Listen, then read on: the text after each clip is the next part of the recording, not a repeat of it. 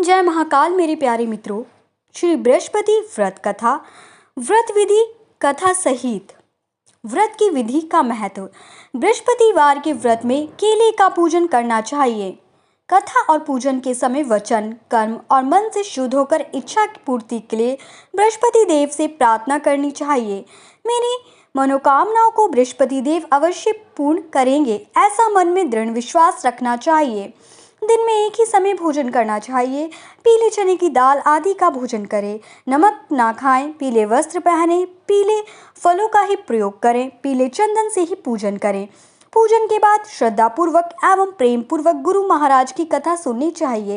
इस व्रत को करने में मनोवांछित फल मिलते हैं और बृहस्पति महाराज प्रसन्न होते हैं। धन, विद्या, पुत्र तथा मन की सभी इच्छाएं पूर्ण होती है। परिवार में सुख तथा शांति रहती है। इसलिए यह व्रत सब व्रतों में श्रेष्ठ और अति फलदायक माना जाता है। शुरू करते हैं व्रत कथा। बहुत समय पहले की बात है। भारत में एक राजा राज्य करता था। वह अति प्रतापी एवं दानी था। वह प्रतिदिन मंदिर में भगवत दर्शन करने जाता था और गुरु और ब्राह्मण की सेवा भी किया करता था। उसके द्वार से कोई भी याचक निराश नहीं लौटता था। वह प्रत्येक गुरुवार को व्रत रखता और पूजन करता था। हर दिन गरीबों की मदद करता था, परंतु यह सब बातें उसकी रानी पसंद नहीं करती थी। वह ना व्रत करती थी और ना किसी को एक भी पैसा दान रूप में देती थी। वह राजा को भी ऐसा करने से रोकती थी। यह उस समय की बात है जब राजा शिकार खेलने वन को चले गए थे।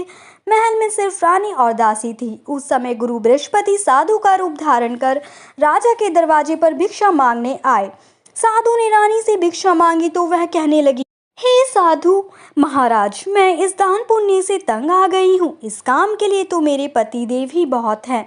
अब आप ऐसी कृपा करें कि सारा धन नष्ट हो जाए तथा मैं आराम से रह सकूं। साधु का वेश रखे बृहस्पति देव ने कहा, हे देवी, तुम अति विचित्र हो। संतान और धन के कोई दुखी नहीं होता, सभी इसे चाहते हैं। पापी भी पुत्र और धन की इच्छा करता है। अगर तुम्हारे पास धन बहुत है तो भूखे मनुष्य को भोजन कराओ, ब्राह्मणों को दान दो, पियाऊ लगवाओ, धर्मशालाएं बनवाओ, कुआं, तालाब, बावड़ी, बाग बगीचे आदि बनवाओ तथा निर्धनों की कुंवारी कन्याओं का विवाह कराओ। साथ ही यज्ञ आदि करो।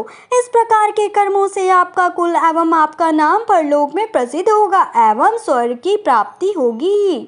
किंतु वह मूर्ख रानी साधु की इन बातों से खुश नहीं हुई।